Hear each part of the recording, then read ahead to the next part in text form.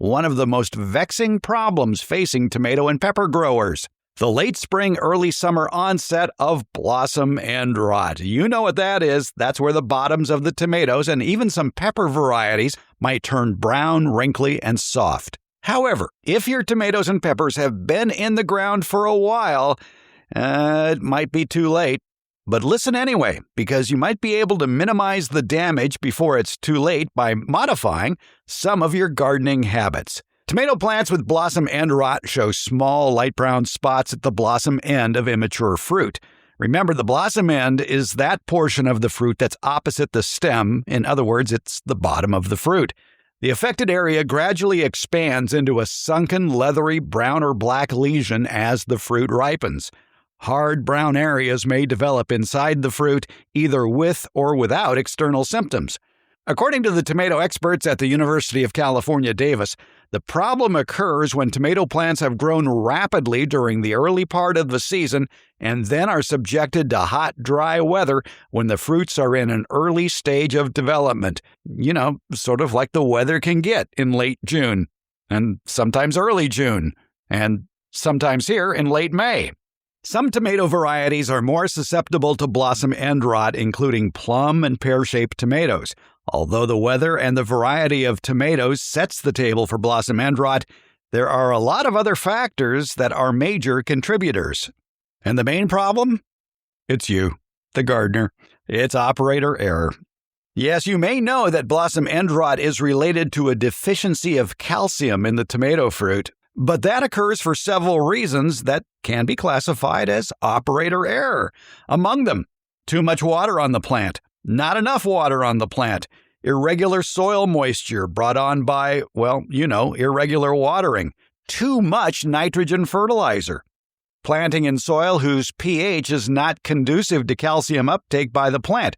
That is pH that's too low, below 5.5, or too high, above 8.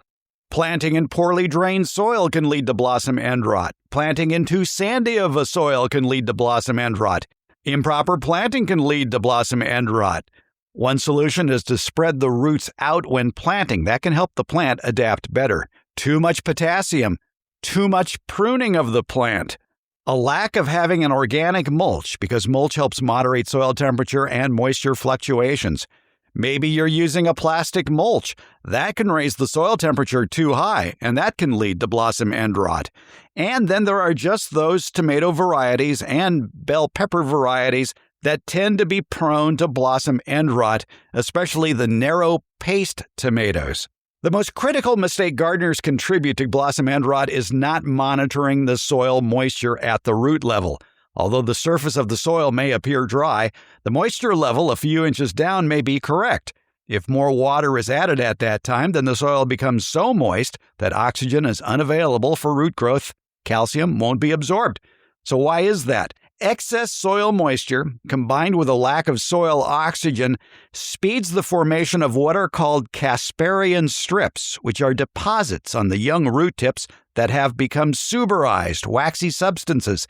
And there's no way water and nutrients can move through that. If the soil in the root zone is too dry, then the calcium won't move to the roots. Dry soil, hot, dry, windy days create a water and calcium deficiency in the plant. Even a brief soil water deficit can disrupt water and nutrient flow to the plant. And if this occurs while fruits are developing, like they are in May and June, then blossom end rot will likely develop. Automatic irrigation timers may save you time, but it may not save your tomato plants from blossom end rot. Watering schedules need to be adjusted to the weather to maintain even soil moisture. And when it comes to garden problems, many folks think the answer is, well, I'll just buy something and put it on the plant. Buying stuff won't necessarily end blossom end rot. Among the store-bought remedies that are frequently suggested that have been proven to be of little or no value to end blossom end rot, including the calcium sprays, a foliar calcium spray that you spray on the tomato leaves. In university tests, studies showed that calcium does not move from leaves to the fruit. Thus, foliar sprays of calcium won't correct blossom end rot. Nor do tomato fruits have openings in their skin through which calcium can be absorbed. So maybe you're thinking, well, I'll just add some more calcium to the soil, maybe gypsum or limestone or eggshells. It may work, but it depends on your soil.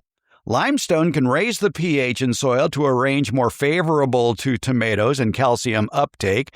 Ideally, that pH should be around 7.0. But if your soil is already around 7.0 or even more alkaline, then adding limestone may raise the pH to the point where calcium uptake is again slowed down. What about adding crushed eggshells to the soil? For that to be effective, it needs to be done well before transplanting time. That might help to overcome any calcium deficiency that's already in the soil, but it's not going to help your tomatoes if they're already in the ground. Now, what about gypsum? A lot of people will put gypsum around their tomato plants.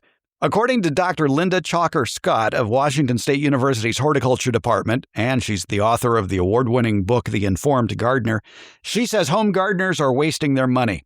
Most urban soils are not improved by adding gypsum, she states. Adding gypsum to sandy or non-salty soils is a waste of money, natural resources, and can have negative impacts on the plant, the soil, and the ecosystem's health.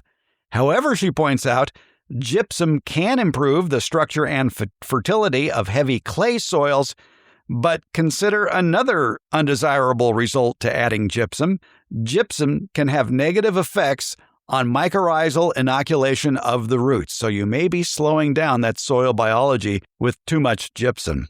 Maintaining the proper balance of potassium, phosphorus, and other soil nutrients and avoiding excess growth due to overfertilization with nitrogen is recommended. There have been several university studies, including a study from Cornell University and one from North Dakota State University, that suggest a low nitrogen, high phosphorus, low potassium fertilizer, that's where the three numbers might look like 4-12-4 or some ratio similar to that, that might help control blossom end rot. But remember, once your tomatoes have blossom end rot, the problem isn't going to go away from those tomatoes, but you can help the other tomatoes that have yet to form. Another problem that can lead to more blossom end rot is the wrong kind of nitrogen fertilizer. Excess levels of ammonium, magnesium, potassium, and sodium have been reported to reduce the availability of calcium. A University of Nebraska study reported that the use of nitrate nitrogen stimulates calcium uptake, while ammonium nitrate reduces the uptake of calcium. So you're going to have to read the label closely of your favorite vegetable fertilizer to see if their source of nitrogen is nitrate nitrogen or ammonium nitrate. So you'd be looking for nitrate nitrogen. The expert's best advice is, before you plant, do a soil test. That can help determine what needs to be added and what shouldn't be added to your garden soil. If you don't believe me, listen to what Northern California nursery owner Don Shore told us last year. First of all, let's be optimistic. We're in an area where it's really easy to grow tomatoes in general. And most of California, we have a climate that allows us to grow them without using a whole lot of pesticides and other remedies. But you're referencing BER, blossom end rot, which shows up almost always on some of the very first tomatoes that set, the ones that people get so excited about. They set early, they planted early, they want to beat the season, they get some fruit set on there, and then they look on the bottom.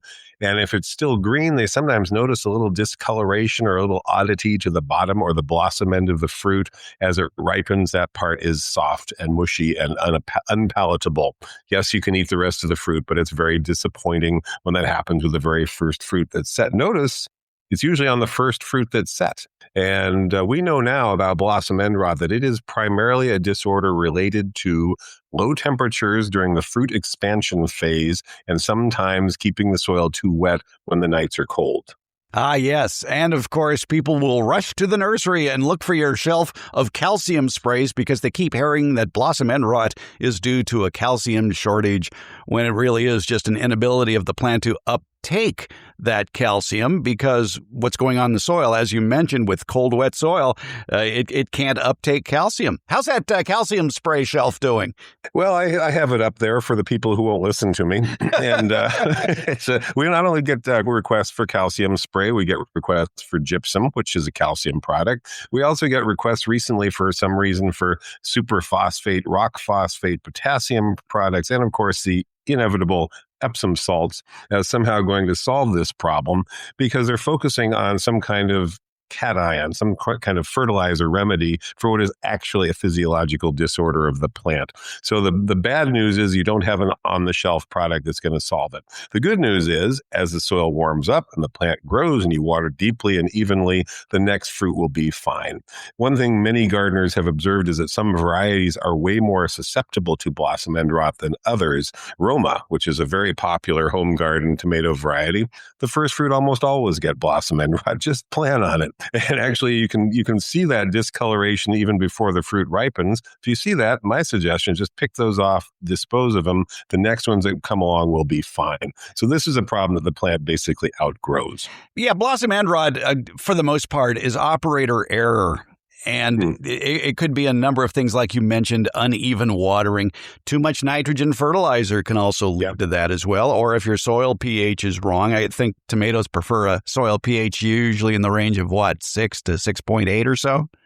Yeah, and most of us on our side of the valley are dealing with even higher pH issues, and so that might be a factor. Ammonium-based fertilizers are definitely correlated with it. So if you're using ammonium sulfate, that could be a factor.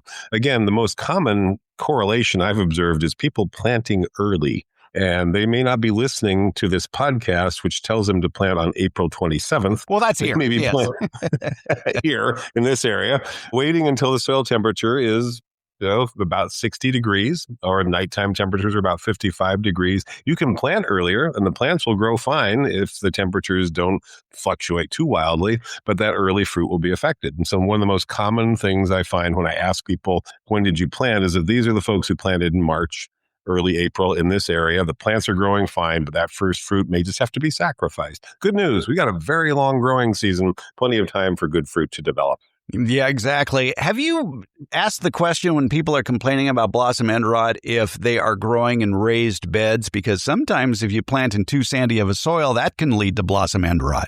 I'm sure that's a factor. And we have more and more people doing that. And honestly, managing the soil and the soil moisture especially, and in fact, the nitrogen in raised beds is more complicated than just out in the open garden soil. So that becomes an added factor as well. So blossom end rot becomes one of those things that we just have to move through. And I watch the weather, and I've noticed a strong correlation of blossom end rot about 8 weeks after we have a unusually cool period of night temperatures. As we record this show, we're going into a period when the nights are going to drop below 50 degrees for 3 or 4 nights here in the Sacramento Valley. That's not harmful to the plant, but my guess, if I marked my calendar for about 8 weeks out, because that's how long it takes from blossom to pick for most varieties, about 8 to 9 weeks for the fruit to ripen from when it first sets, I'm guessing some of those fruit will be affected by those nighttime temperatures. My only suggestion would be to gardeners to water more carefully, water deeply, thoroughly, and then have intervals between watering so you're not keeping it constantly soggy. That really is the key anyway to successful tomato growing, but it really seems to be a very important factor in blossom end rot.